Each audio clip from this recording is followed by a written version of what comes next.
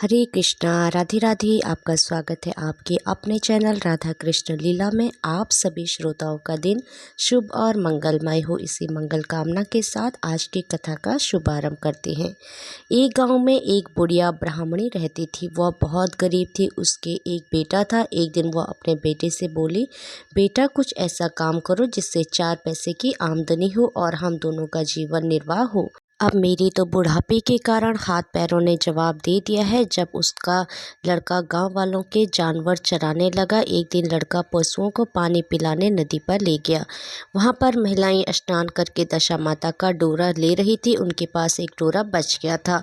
उनमें से एक स्त्री ने कहा कि इस लड़के से पूछो कि यह किसका है। तब एक स्त्री लड़के के पास जाकर पूछने लगी, तुम्हारे घर में कौन कौन है। लड़के ने बताया कि केवल मेरी बूढ़ी माँ है। स्त्रियों ने लड़के को एक डोरा देते हुए कहा कि तुम इसे ले जाकर अपनी माता को दे देना और कहना कि इसका पूजन और व्रत करे। हम तुम्हें सीधा और पूजा की सामग्री भी देते हैं, इसे भी अपनी माता को दे देना। लड़के ने उनसे डोरा ले लिया। फिर सब स्त्रियों ने उसे सीधा भी दिया। लड़का उस सामान को लेकर घर आया। उसने दरवाजे से ही माँ को पुकारा, गठरी को उतार लो, मैं बोझ से दबा जा रहा हूँ। उसकी माँ बहुत प्रसन्न हुई। माँ ने बेटे से पूछा, यह सब कहाँ से लाई हो। लड़के ने माँ को सब समाचार सुनाया। दशा माता का डोरा भी दे दिया। बुढ़िया ने डोरे को लेकर माथे से लगाया और उसी दिन से व्रत करने लगी। 9 दिन तक कथा कहानी कहती रही। 10वें दिन उसने डोरे की पूजन की तैयारी शुरू की। वह देहरी के बाहर गोबर से लीप रही थी कि उसी समय एक बहुत ही गरीब बुढ़िया आकर बोली कि क्या कर रही हो बहन। उसने जवाब दिया कि आज मेरे घर पर दशा माता का पूजन है, इसलिए लीप रही हूँ। उस बुढ़िया रूपी दशा माता ने कहा, मुझे बहुत प्यास लगी है, थोड़ा सा पानी पिला दो। इस पर लड़के की माता बोली, मैं तो इस मिट्टी के बर्तन से पानी पीती हूँ, मेरे यह लोटिया कुछ नहीं है, तुमको पानी किसमें भर के दूं। एक कटोरी ही मेरे घर में है, पता नहीं वह कहाँ पड़ी होगी। जरा तुम ठहरो, मैं कटोरी ले आऊं, तब तुमको पानी पिलाऊंगी। बुढ़िया हाथ धोकर अंदर कटोरी लेने गई। इसी बीच दशा माता, जिन्होंने बुढ़िया का रूप धारण कर रखा था, उसके मटके रखने की जगह पर एक सोने का घड़ा रखकर अंतर्ध्यान हो गई। बुढ़िया कटोरी लेकर मटके के पास आ गई। वहां सोने का घड़ा देखकर घबराई। वह मन में सोचने लगी कि मुझ पर बुढ़ापे में चोरी का नाम लगेगा, मैं चोर कहलाऊंगी। वह इस चिंता में दशा माता रूपी बुढ़िया को खोजने निकली। तब तक उसका लड़का भी घर आ गया था। उसने माँ से पूछा, तुम किसे खोज रही हो। उसने बताया, अभी जीर्ण अवस्था वाली बुढ़िया आई थी और वहां सोने घड़ा रखकर न जाने कहाँ चली गई। लड़के ने बताया कि वह तो दशा माता थी, उन्होंने तुमको यहाँ घड़ा दिया है। दोबारा फिर कभी वह आए तो उसके स्वागत में कोई कमी नहीं रखना और उनकी आज्ञा का पालन करना। जब तुम नदी पर नहाने जाओ तो तुम्हें नदी घाट पर जो भी चीज मिले उसको दशा माता का दिया हुआ प्रसाद समझकर ले लेना। किसी से यह पूछताछ मत करना कि यह चीज किसकी है, यह कहाँ से आई है।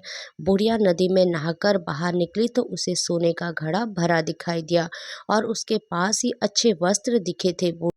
बुढ़िया ने कपड़ों को पहन लिया और घड़ी को हाथ में लेकर चलने की तैयारी थी कि 4 कहार एक डोली लेकर उसके पास आए। कहारों ने उसे डोली में बैठने को कहा। बुढ़िया जब घर पहुंची तो उसने देखा कि वहां तो एक आलीशान महल खड़ा है।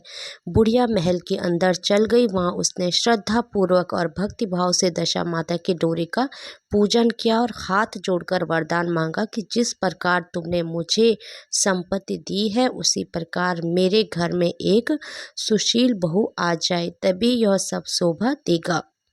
कुछ दिनों बाद लड़के का विवाह हो गया और बहुत ही सुंदर व सुशील बहू बुढ़िया के घर आ गई। बुढ़िया ने दोबारा दशा माता से वर मांगा कि जैसे मेरी बहू बेटे सुशील और सज्जन है, उसी प्रकार के मेरे पुत्र पाऊं। कुछ दिनों बाद बुढ़िया के यहाँ एक पुत्र रूपी रतन पैदा हुआ।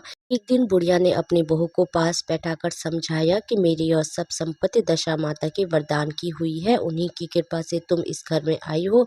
मेरे नहीं रहने के बाद यदि कोई मेले कुचेले कपड़े धारण किए हुए बुढ़िया तुम्हारे घर पर आए तो उसे आंचल के छोर से पोंछ डालना, घिन मत करना, उससे प्रार्थना करना, यह सब आपका ही दिया हुआ है तो है। जब भी दशा माता का डोरा लेना हो तब उसको भी तुम भी अवश्य लेना और श्रद्धा पूर्वक उसका पूजन करना। जब भी तुम्हारे तुम्हारे ऊपर संकट के बादल गिर जाए तो सुहागनों को न्योता दशा माता की कृपा से तुम्हारी सब इच्छाएं पूरी होंगी।